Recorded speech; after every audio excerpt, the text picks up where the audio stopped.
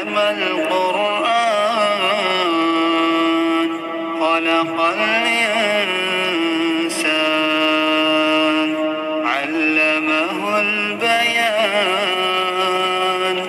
الشمس والقمر بحسبان والنجم والشجر يسجدان والسماء رفعها ووضع الميزان ألا تطغوا في الميزان وأقيموا الوزن بالقسط ولا تخسروا الميزان والأرض وضعها للأنام فيها فاكهة والنخل ذات الأكمام والحب ذو العصف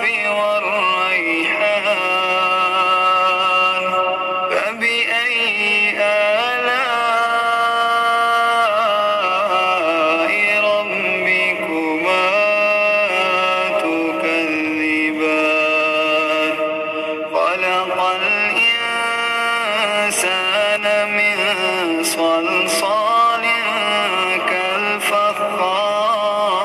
كالفخار وخلق الجان من مارج من نار فبأي آلاء ربكما تكذبان رب المشرقين ورب المغربين فبأي آلاء ربكما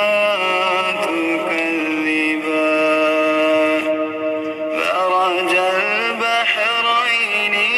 يلتقيان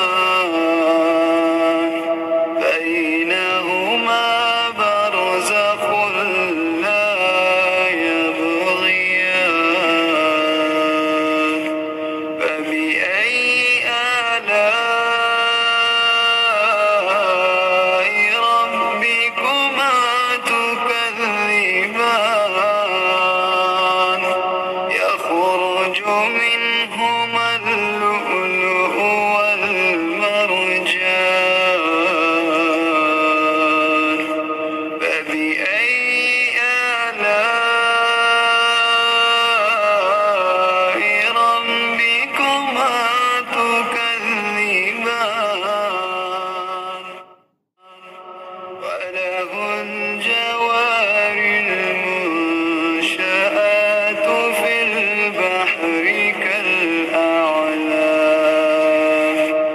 فبأي آلاء ربكما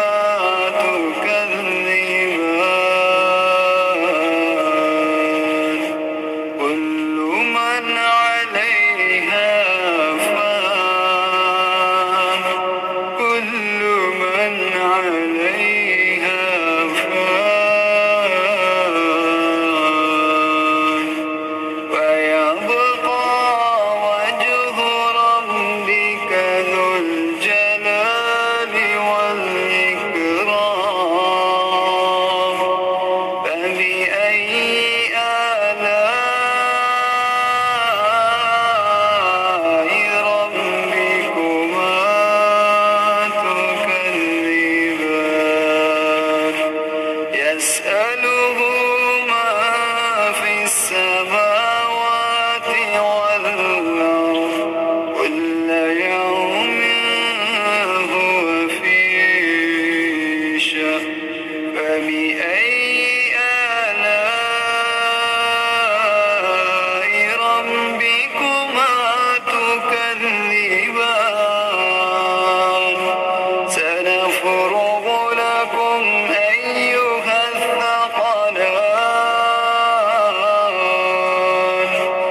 فبأي آلاء ربكما تكذبان يا معشر الجن والإنس إن استطعتم أن تنفذوا من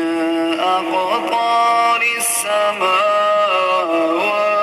والأرض فانفذوا لا تنفذون إلا بسلطان فبأي آلاء ربكما تكذبان يرسل عليكما شواظ من نار ونحاس فلا تنتصران فبأي آلاء ربكما تكذبان فإذا انشقت السماء فكانت وردة كالدهان فبأي آلاء ربكما تكذبان فيومئذ لا يسأل عن ذنبه إنس ولا جان فبأي آلاء ربكما تكذبان يعرف المجرمون بسيماهم فيؤخذ بالنواصي والأقدام فبأي آلاء ربكما تكذبان هذه جهنم التي يكذب بها المجرمون يطوفون بينها وبين حميم آن فبأي آلاء ربكما تكذبان فلمن خاف مقام ربه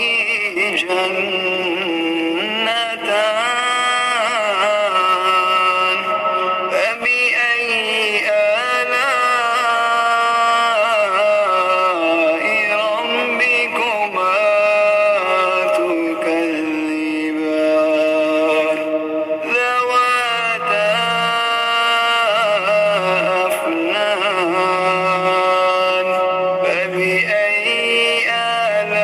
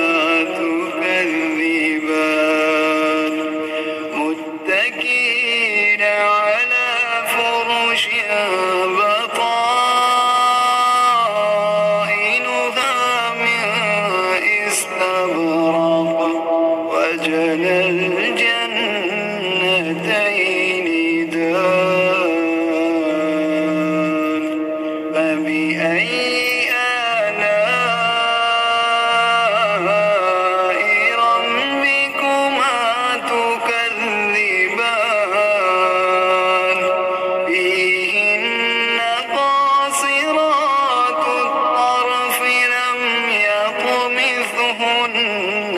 إنس قبلهم ولا جان فبأي آلاء ربكما تكذبان كأنهن الياقوت والمرجان فبأي آلاء ربكما تكذبان هل جزاء الإحسان إلا الإحسان فبأي آلاء ربكما تكذبان ومن دونهما جنتان فبأي